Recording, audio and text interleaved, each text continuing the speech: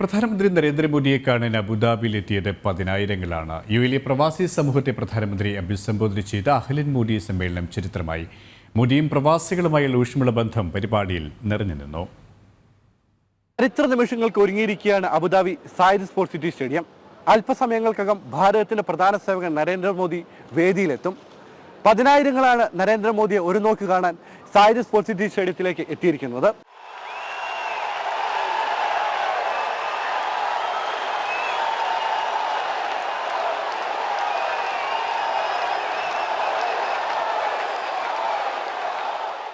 യുഎയുടെ വിവിധ എമിറേറ്റുകളിൽ നിന്ന് പതിനായിരങ്ങളാണ് Abu Dhabi Zayed sports city സ്റ്റേഡിയത്തിലേക്ക് ഒഴുകിയെത്തിയത്.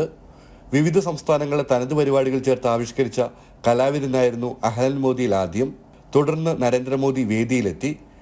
Modi Modi വിളികളോടെയാണ് അദ്ദേഹത്തെ പ്രവാസികൾ സ്വാഗതം ചെയ്തത്. നരേന്ദ്രമോദിയുടെ പ്രസംഗത്തിലെ ഓരോ വാക്കുകൾക്കും നിറഞ്ഞ കരഘോഷമാണ് ഉയർന്നത്. മലയാളത്തിലും തമിഴിലും തെലുങ്കിലും സംസ്കൃതത്തിലും പ്രസംഗിച്ച് മോദി സദസ്സിനെ കയ്യിലെടുത്തു. ഭാരതം നികണ്ടേ ഓർത്തോ അഭിമാനിക്കുന്നു.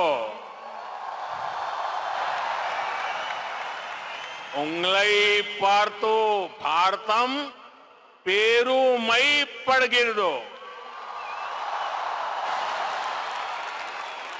നരേന്ദ്രമോദി പ്രവാസികൾക്കിടയിലേക്ക് വാഹനത്തിൽ ഇറങ്ങിയതും വ്യത്യസ്ത കാഴ്ചയായി. പ്രധാനമന്ത്രി അടുത്തു കാണാൻ സാധിച്ചതിന്റെ സന്തോഷത്തിലായിരുന്നു ഏവരും. ഭാരതീയനും ഒരു അഭിമാന നിമിഷമാണ് ഇപ്പോൾ.